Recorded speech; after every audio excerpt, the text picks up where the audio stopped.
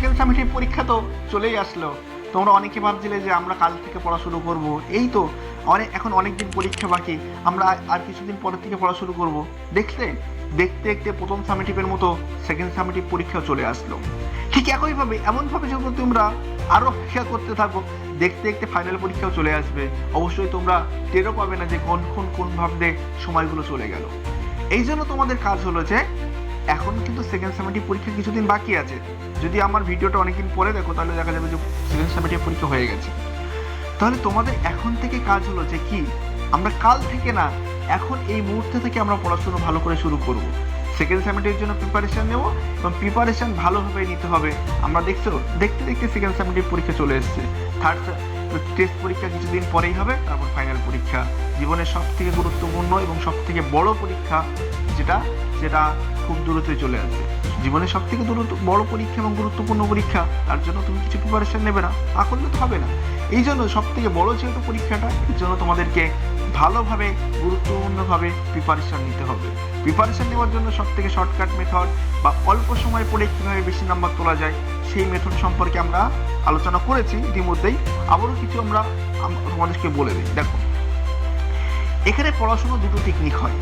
একটা হলো smart technique, যেই টেকনিকে পড়লে আমরা অল্প পড়ে বেশি ভালো রেজাল্ট করতে পারি। আর একটা টেকনিক হলো আমরা অনেক বেশি পড়লাম কিন্তু নম্বর আমাদের হলো না। আমি তোমাদেরকে স্মার্ট টেকনিক, যে টেকনিকটা পড়লে অল্প পড়লে বেশি নাম্বার তোলা যায়, সেই টেকনিকটার কথা বলবো।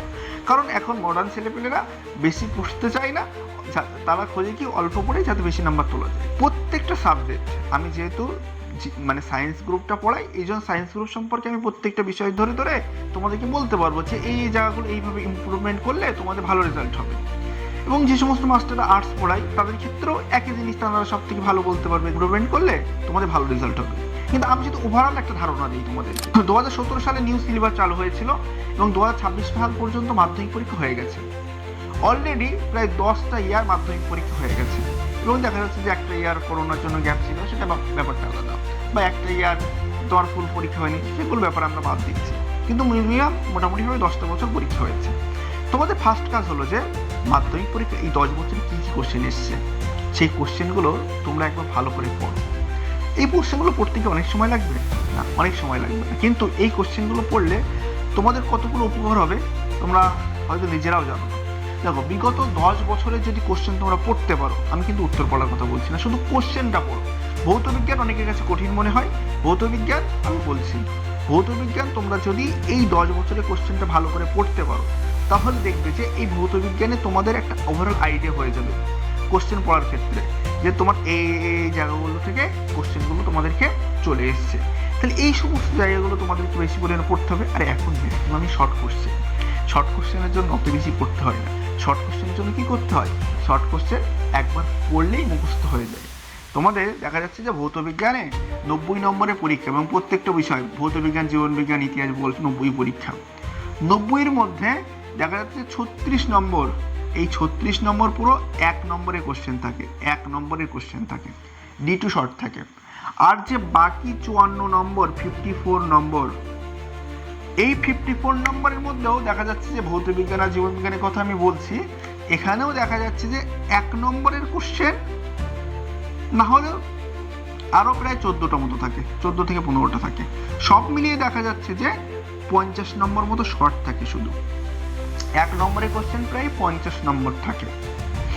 আর বাকি 10 নম্বর তো প্রজেক্ট আছে, এই 10 নম্বর প্রজেক্টে এই দেখা যাচ্ছে যে এই 36-এর মধ্যে এই যে 50 নম্বরটা না, এই 50 নম্বরটা তোমরা একবার ভালো করে পড়তেই মুখস্থ হয়ে যাবে এই 50 নম্বরটা। এর জন্য বেশি কিছু এক্সপার্ট হওয়া লাগে না যে তোমাদের অনেক বেশি ধরে পড়তে হবে আর অনেক বেশি করতে হবে, তেমনটা না।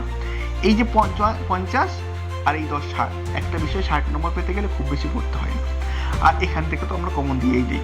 দেখো, এই যে তোমাদের স্মার্ট টেকনিকে যখন পড়বা, 10 বছরের কোশ্চেন পড়বা, তো কোশ্চেন পড়তে দেখে নেমে দেবে যে কোন টাইপের কোশ্চেন কোত্থেকে দিচ্ছে, এই কোশ্চেনগুলো তোমাদের অ্যানালাইজ হয়ে যাবে। এবং আমরা যে কোশ্চেনগুলো আমাদের ইউর স্টাডি থেকে প্রোভাইড করা হয়, আমার যে কোচিং সেন্টার ইউর স্টাডি, সেখান থেকে প্রোভাইড করা হয়, সেখান থেকে কোশ্চেনগুলো সম্পর্কে দেখলে তোমরা ওভারঅল আইডিয়া হয়ে যাবে যে এর বাইরের কোশ্চেন থাকে না।